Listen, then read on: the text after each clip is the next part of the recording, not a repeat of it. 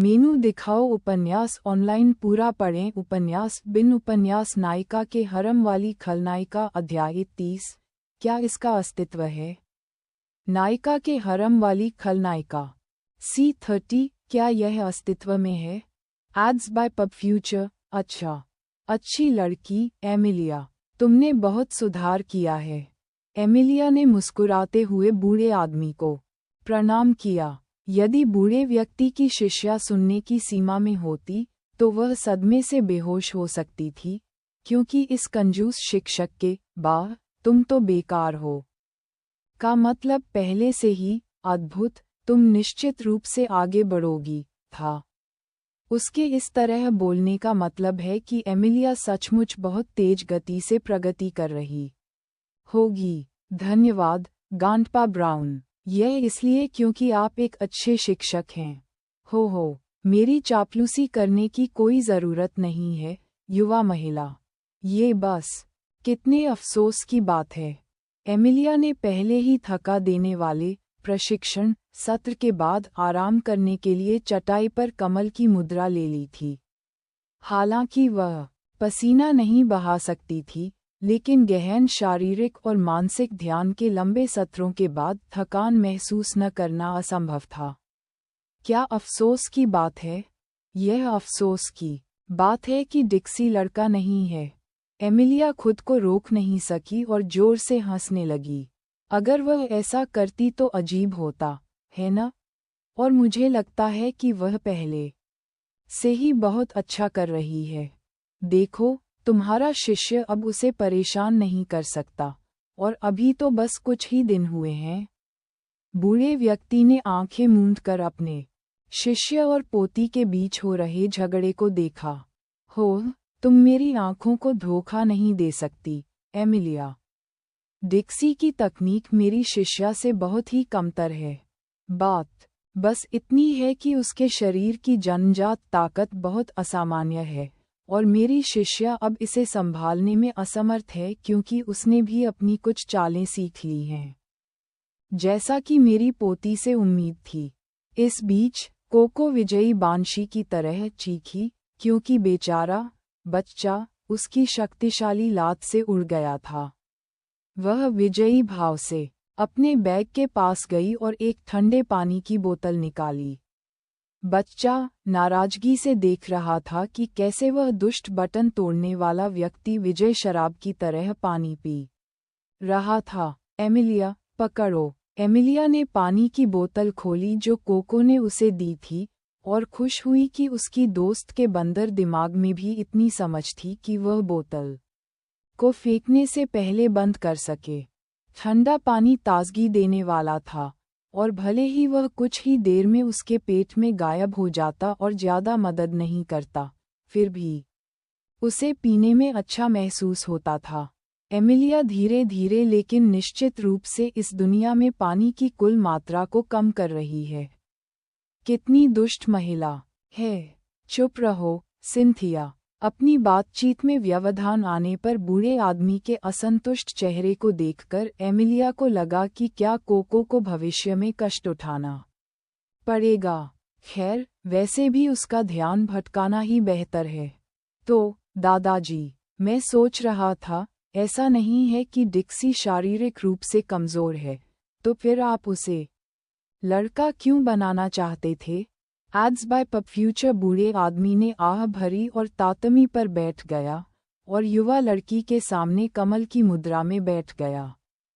उसने हवा में 2 उंगलियां उठाईं। 2 कारण। एमिलिया ने अपना सिर झुकाया, उसकी जिज्ञासा जागृत हुई। सबसे पहले, मेरे बेटे की इतनी बड़ी गलती के बाद, मैं उसे फिर से करना चाहता हूँ। यह निश्चित रूप से मेरी गलती नहीं है। मैं निश्चित रूप से एक अच्छे लड़के का पालन पोषण कर सकता हूँ। एमिलिया ने अपनी मुस्कुराहट को रोकने की बहुत कोशिश की। उसे इस मिस्टर ब्राउन पर तरस आ रहा था, हालांकि वह उससे कभी नहीं मिली थी। यह कोई अच्छा कारण नहीं है, दादाजी। और क्या मिस्टर ब्राउन भी ठीक नहीं है? बूढ़े आदमी ने घृणा से नाक भान से कोड़ी। क्या अच्छा चल रहा है? वह अपनी पत्नी के इर्द गिर्द गर्मी में कुत्ते की तरह दुम हिलाता रहता है। वह जो कहती है वही करता है। हुन्फ। अगर वह इतनी चालाक न होती तो मैं मरते ही उसका दिमाग जमीन पर गिर जाता। ओह, ये तो बहुत कठोर है दादाजी, मुझे यकीन है कि यह इतना भी बुरा नहीं है। हुन्फ। एमिलिया ने गुनगुनाया। वह पहले से ही जानती थी कि इस बूढ़े आदमी के शब्द अक्सर बड़ा चढ़ाकर कहे जाते थे। वह जानती थी कि शायद वह वास्तव में अपने बेटे से नफरत नहीं करता था। तो फिर दूसरा कारण क्या है?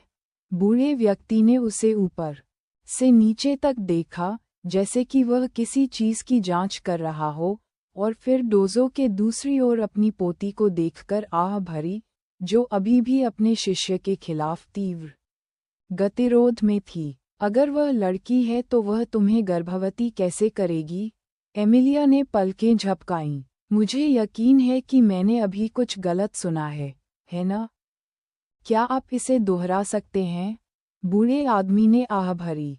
उसे कभी इस बात की परवाह नहीं थी कि दूसरे लोग उसकी कही बातों के बारे में क्या सोचते हैं, और अब ये बात बदलने वाली नहीं थी क्योंकि उसका एक पैर लगभग कब्र में जा चुका था।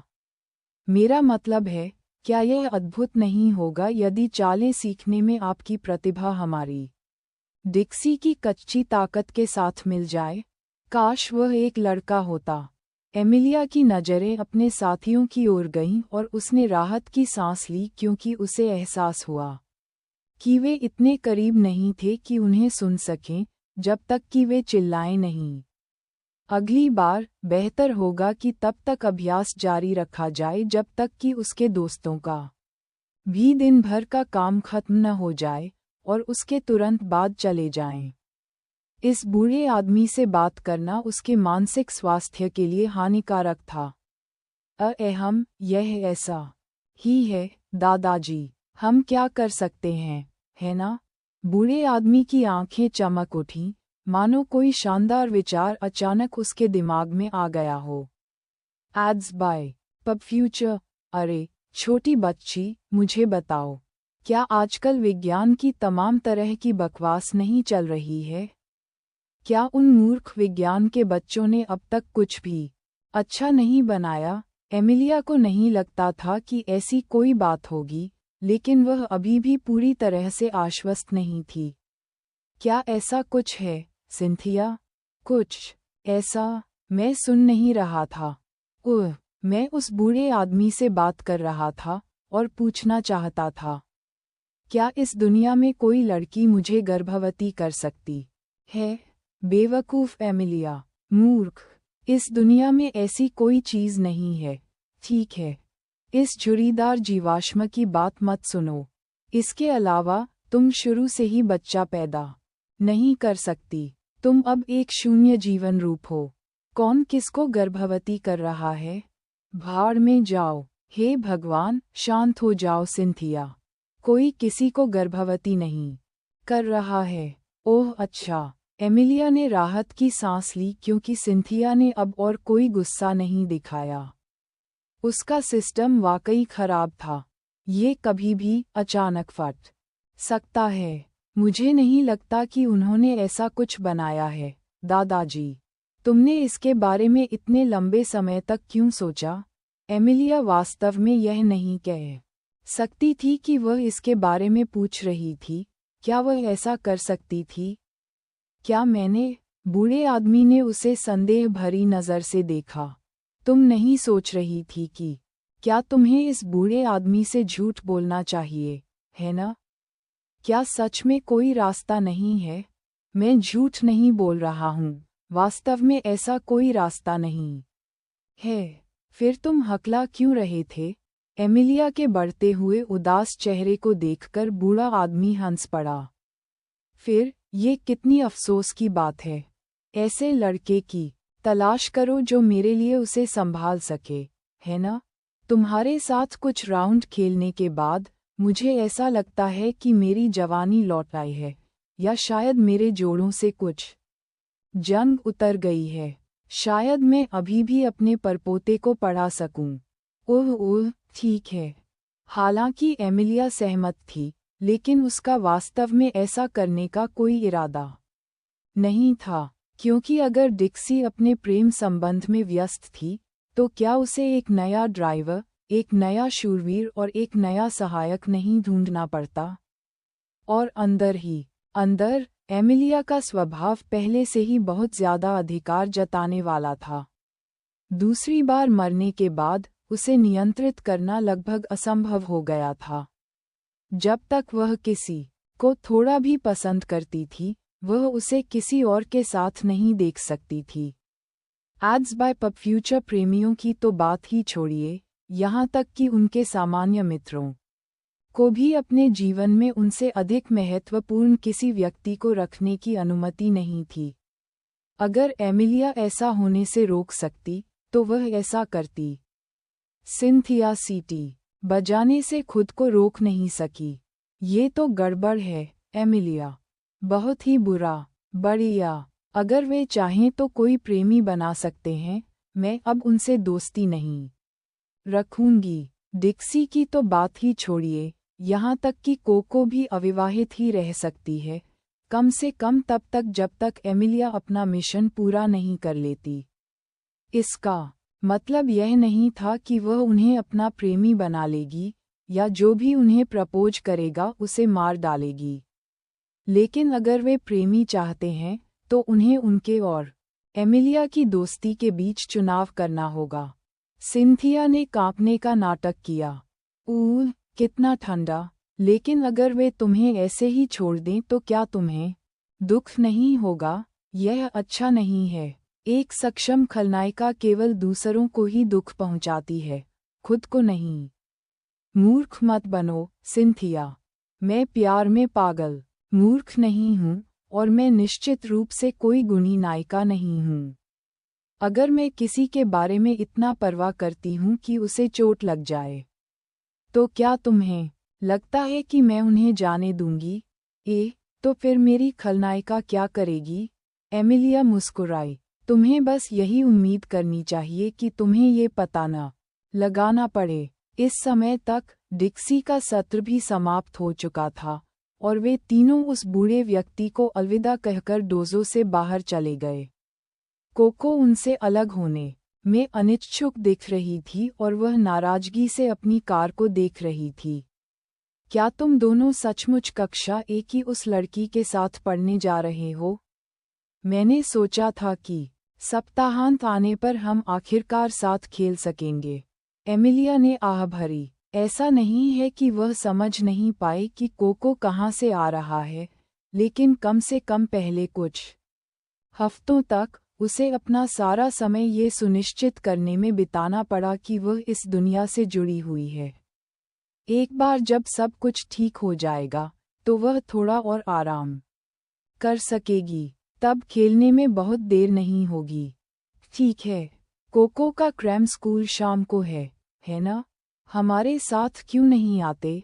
झाइयों वाली लड़की उसके प्रस्ताव से घबरा गई। नहीं, बिल्कुल नहीं। मैं ज़रूरत से ज़्यादा नहीं पढ़ूंगी।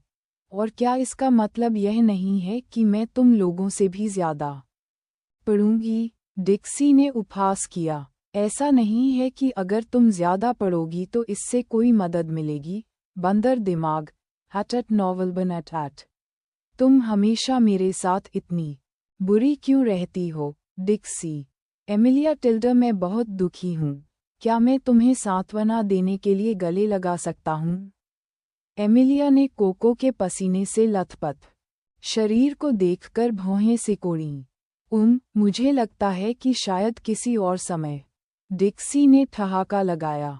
हालांकि कोको और वह दोनों ही समान रूप से भीगे हुए थे, लेकिन वह कभी भी एमिलिया के साथ रगड़ने की इच्छा को नहीं छोड़ेगी, क्योंकि वह शांत और तरोताजा लग रही थी।